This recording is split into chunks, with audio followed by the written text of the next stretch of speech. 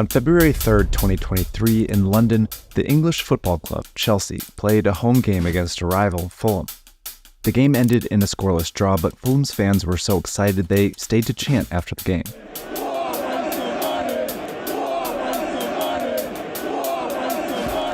Soon, these words were in articles all over the world because, in just 1 month, Chelsea had spent €329 million on new players, more money than all the clubs in the French, Italian, German, and Spanish football leagues spent combined. You have a club like Chelsea, and they think they can do everything. I mean, it's an extraordinary amount of money. But it's what Chelsea's owners believed it needed to do in order to succeed in the most competitive, most popular, and richest football league in the world, the English Premier League. The English Premier League, these sums of money are just getting bigger and bigger and bigger. The problem is that the Premier League's clubs have grown so rich that the rest of Europe can't keep up. It's very difficult to be competitive against English clubs. It is so far ahead of all the other leagues. The gap seems to be widening. So how did the English Premier League get so rich? And how is that a problem for Europe's favorite sport?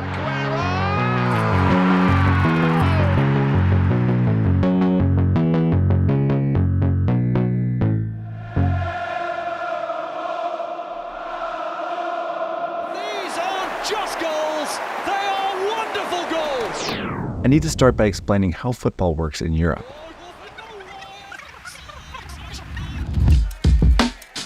Starting in England around the 1860s, people began organizing official football clubs and playing each other. Eventually, they divided these clubs into a tiered system. The worst clubs played down in these leagues and the best up here. But clubs could move within this system. At the end of each season, the bottom 2 clubs in a league would be demoted to the league below, a punishment called relegation. But the top clubs would be promoted up. It puts a competitive edge to everything. This is James Corbett, a senior reporter at Off the Pitch. You know, effectively, you could have a village club that might be in tier 10 of English football, and if you do the right things, you know, they could be playing in the first division within a decade. You do have those fairy tale stories. Wimbledon, 6th in the first division in their first season in the top flight. On the verge of a football fairy tale. By the mid-20th century, these 5 leagues in the biggest 5 countries had most of the best players, and therefore the best clubs. But every year, the best club from every league would play each other in a big tournament, at first called the European Cup. It was an opportunity for clubs in any country to win big.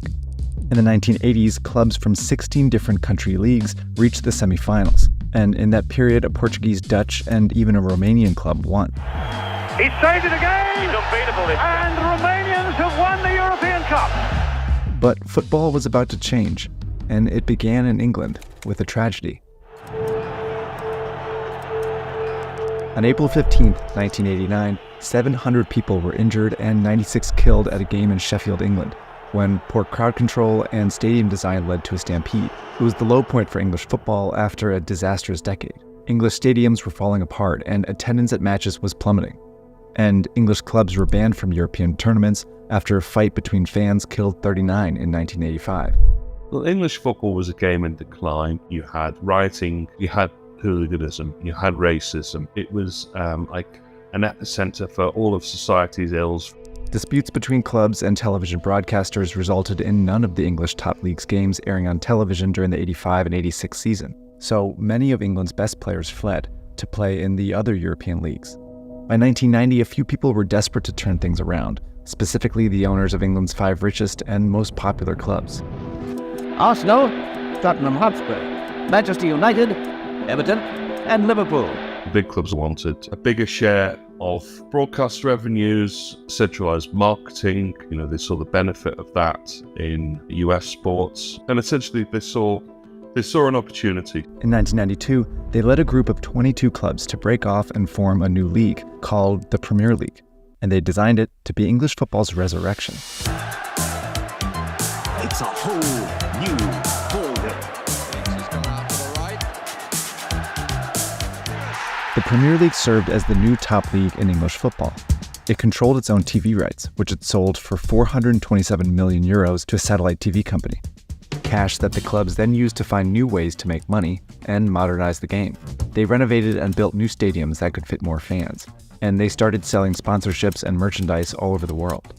But it was satellite TV that made the biggest difference, allowing the games to be broadcast to new audiences like in the US and Asia. The Premier League was able to more than double the price for its rights in 1997, and again in 2001. It is one of the great success stories in global sport. Crucially, the Premier League divided its TV revenue relatively equally between clubs, which made them more competitive. Spain, Italy, and Germany all gave more TV money to its most successful clubs, which let a few dominate year after year. By 2004, the Premier League had successfully turned English football around, becoming the wealthiest league in Europe, and some very rich people were noticing. Hey, I'm Sam Ellis, and welcome to Search Party. I'm going to really quickly say thank you to today's sponsor, Incogni. Every year, there are more and more data breaches, and it's because there are now countless data brokers out there possessing our personal information. That's our names, social security numbers, login credentials, location history, online activity. It's a lot, and they put it up for sale. The thing is, we have the right to take it all back, and Incogni will do it for us. It's been a game changer for me, and it's how you can take back control of your data, and it just takes 3 super easy steps. First, you create an Incogni account and tell it whose personal data you want to remove. Second, you grant Incogni the right to work on your behalf, so they'll contact the data breachers and request the removal of your personal information. And third is the best part. You can sit back, relax, and let Incogni handle any objections from data brokers, keeping you updated every step of the way. It's a good feeling knowing that someone is out there right now taking my name off these lists. And right now, Incogni is available risk-free for you for 30 days. That means you can try it out and see for yourselves, and if you're not happy with the service, you get a full refund. And there's one more added bonus. Incogni even takes care of those pesky people search sites, the ones that create detailed personal profiles on millions of Americans. You won't have to worry about your information ending up there either. So you can join me in the millions who have already entrusted their privacy to Incogni. So I want to thank Incogni for sponsoring our very first video, and you can go to incogni.com/searchparty. Clicking that link will help support this channel, and it gets you 60% off Incogni's annual plan. And it's risk-free. If after 30 days it's not a good fit, you get your full refund. Thanks Incogni for supporting our journalism. Now let's get back to the story. This is Roman Abramovich. He's a Russian businessman who, back in 2003, was worth almost 10 billion euros, and he wanted to buy a football club.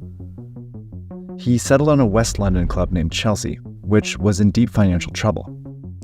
He paid around 199 million euros for the club and to relieve its debt, then immediately injected millions more of his own money to buy almost a dozen excellent players from clubs in the Premier League and across Europe.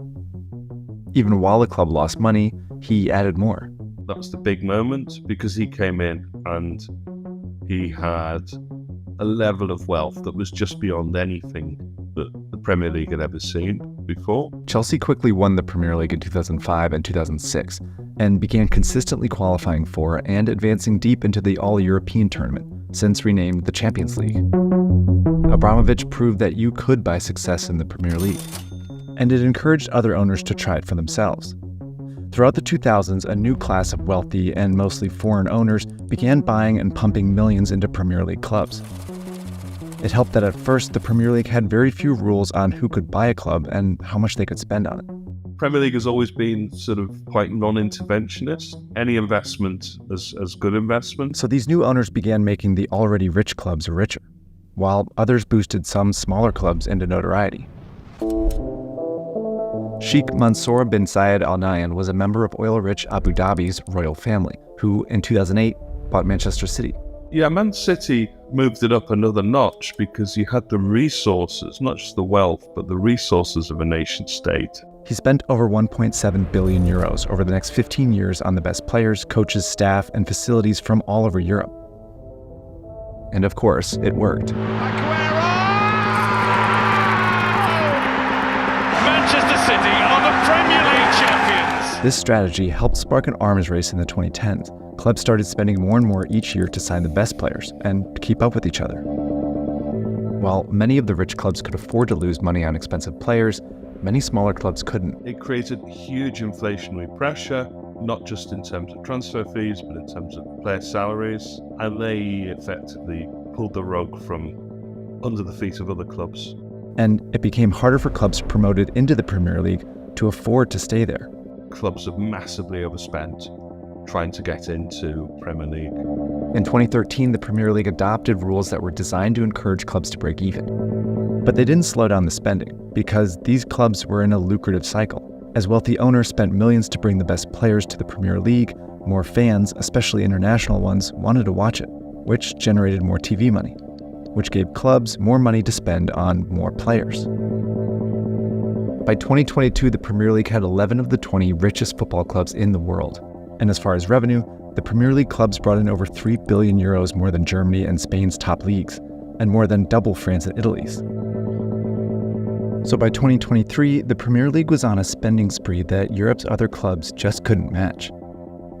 Something Chelsea made obvious in 2023. Transfer deadline day, and Chelsea have locked down a British record transfer spending of $357 million in January. La Liga president has launched a scathing attack. The British market is a doped market. This can jeopardize the sustainability of European football. Do you think we're going to see a time when the Premier League's ever equalled by any of the leagues? By 2023, Europe's other leagues generated far less television money than the Premier League, but they also had more rules. Germany blocked ultra-wealthy owners from taking over its clubs, and Spain's league placed strict spending limits on its clubs. It often made these clubs healthier financially, but put most of them at a huge disadvantage when bidding for players against Premier League clubs, like Chelsea. The year before, new ultra-rich American owners had bought Chelsea, decided to splurge on new players, and were prepared to pay huge prices in order to outbid the other Premier League clubs. It offered 121 million euros for one player from Portugal's league, and 70 million for one in Ukraine's, plus millions more for another 6 players, totaling 329 million euros. That's more money than the annual revenue of most European clubs. So Chelsea got these players, and while its spending was extreme, even the worst Premier League clubs were outbidding Europe's major clubs. Southampton bought 5 players, including one from France for 25 million euros, and Bournemouth bought 3 players, including one for nearly 23 million euros from Ukraine. Essentially, Premier League clubs are buying up nearly all Europe's best players, and these clubs can't afford to stop them. I know executives at what, by any measure, I would consider big clubs in, say, Germany, and they're very, very frustrated because every year they will lose their best players to an English club. Some already rich and successful clubs in Europe are trying to match the Premier League spending, but it's caused Spain's Barcelona to spiral into a debt crisis, and Italy's Juventus was caught fudging its accounting. Europe's other clubs, meanwhile, are increasingly choosing to sell their best young players to Premier League clubs, meaning it's harder than ever for them to compete. You can see it happening most clearly in the Champions League tournament. Remember back in the 80s when clubs from 16 different countries made the semifinals? In the past 10 years, it was just 6. And only these 6 clubs have won it. Playing in a major Champions League match earns a club millions, so when it's dominated by a handful of rich teams, they get even richer. It definitely affects the competitive balance. Clubs from less significant European leagues, it is gradually forced them out. This runaway wealth imbalance is why a few rich clubs, including 6 from the Premier League, tried to break away and form their own Super League back in 2021. An outcry by fans forced them to abandon the plans, but the problem didn't go away. We talk in terms of European Super Leagues, but the reality is the Premier League is the European Super League. And they've done it! They've done it! Manchester City have done it! The Premier League has announced that it plans to install stricter rules that limit what clubs can spend on players, and it might be starting to enforce its rules better. In February 2023, the Premier League charged Manchester City with more than 100 violations of its financial rules, stretching back as far as 2009. If found guilty, it could be relegated. But restricting spending could just make permanent the advantage the rich clubs already have. It's the Premier League's past willingness to let anyone own a club harder to fix. Once you've opened yourself up to a nation state buying into your organisation, very, very difficult, if not impossible, to stop that. Manchester City complete a historic treble. And I'm not sure that it can be done. And that's the first episode of Search Party. Hope you liked it. Glad to have you here. We've got more sports stories and we've got more geopolitics stories coming this summer. But I want to know what you want to see us cover. So you can let me know in our community tab. But the most important thing you can do right now is subscribe to Search Party. And I'll see you next time.